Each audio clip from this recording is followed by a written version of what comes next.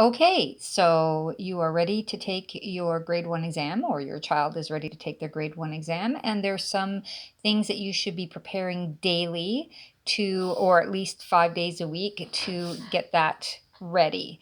So in addition to let's start with the 5 pieces. They'll have all of their 5 pieces that they should be practicing. If the piece is ready, if I have put a star on that piece and it's ready to go, then just simply play it once every practice. But upon playing it, you should really think, or have your child just think, I'm performing this now for a judge. So play it the best they can possibly play it, as if they are performing it. So that should be in the, like, sit down, adjust the bench, make sure everything is correct. Think about the beginning of the piece, place their hands on the piano, and play when they're completely ready.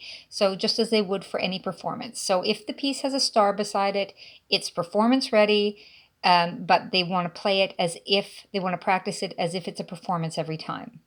Then there are a bunch of other things in the exam that are also worth a lot of points. And one of those things is scales. So I will have made you up a sheet like this. If you don't have a sheet like this, ask me for it.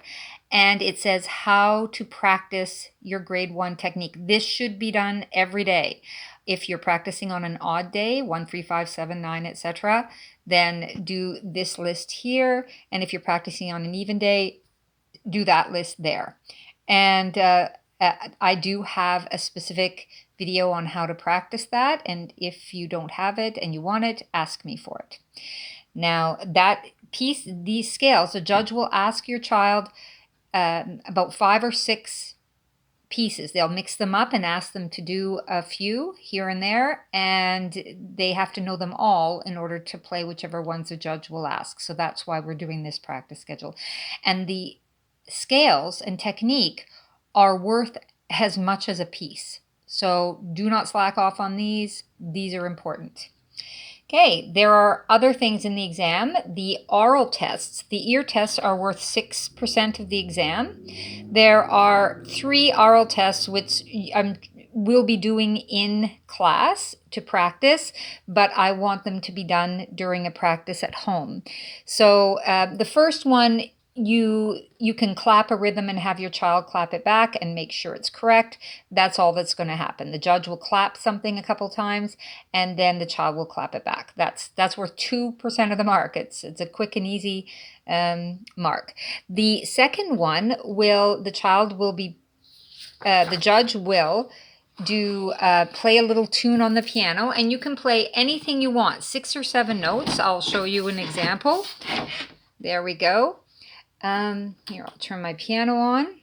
So any notes around the middle C, and you can play, 6 or 7 notes, and the examiner will play it twice, something like this. And then he'll do it again. And the child has to sing it back. La, la, la, la, la, la. Okay, that's it. So just have them match tones and play. You play 4 or 5 notes in any way at all, and have your child sing it back. So that's an ear test. It's worth 2 marks. And then you can have the third ear test here, number 3, which is worth another 2 marks.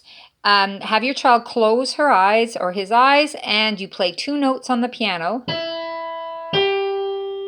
that are fairly close together, and play them a couple of times, 2 times, and say which note was higher, the first note I played or the second note. Now your child has their eyes closed, so they should be able to define which one was the higher note and which one was the lower note.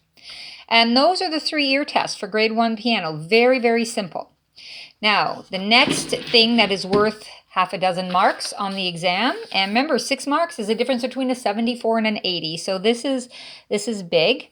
Viva voce questions. So be able to define all of the signs, including clefs, key signatures, time signatures, accidentals, and markings like slurs, phrase, staccato accents, and so on, in every piece that they are working on. So I will need a list, if you can get together with your child and go through all their pieces and make a list of all of those markings that are in their pieces. And if you just make me the list, I will put the proper definition. The kids know them, but it's the easiest way to define them. And once we have that list going, they just read it out loud before bedtime, at least 2 or 3 times a week, and you will randomly ask them these questions, or you can make flashcards if you're really inventive, of pictures of the articulations or anything, and just quiz them maybe twice a week on that. So that's worth some easy marks there, because they know this, right? It's just to bring it to the front of their brain.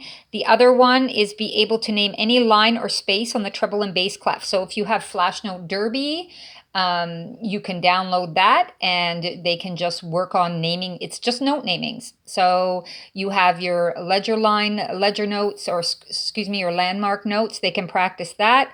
So there are multiple ways they can practice note naming. And if you don't know, you can make flashcards, or if you need help, they should be quizzed maybe twice a week on this, and you can ask me for different things that might work for your child to practice that at home. The third one is to be able to identify the values of whole notes, half notes, dotted half, quarter, and eighth notes, and the rests. So I do have a sheet for that. If you don't have it, then ask me for it and I'll give it to you. You can make flashcards on that. You can hide the sheet on one side or the other and get the kids to identify the note and just cover up one and say, what is the name of the note? How many beats is it worth? And just point to the note and have them do it. And there will be a sheet, so you don't have to actually know these yourselves, but there will be sheets, there's little games. All you have to do is just make sure your kids do these oral tests and viva voce questions, at least sit down twice a week and do them. And honestly, the best time is before bed, because if they do this before bed, it just kind of seeps into their little consciousnesses and it works fantastically well. Now, sight reading, no one of my students has to worry about sight reading. This is a sample of grade 1 sight reading. And as you can see, it is redunculously easy, as it will be for all of my kids who use Piano Marvel and do the Sasser tests. So if they're working on an exam, instead of once a week, they should be doing Sasser at least 2 or 3 times a week, just to keep their head on. Sasser typically only gives them 20 seconds to read the piece. I think in the exam they have a full minute to look at the piece, place their hands, get ready, and play and count. So we will do some sample sight readings in the class before, so you can see the level and what I expect. But these are insanely easy, and the kids won't have any trouble doing them. So this is a kind of a compilation of everything that they will be doing in their exam for the examiner, except for, of course, the pieces, which is, they just have to simply play them. So there are the 5 pieces, and then there are these other items. And I do have copies of these in class if you want to take a look at that.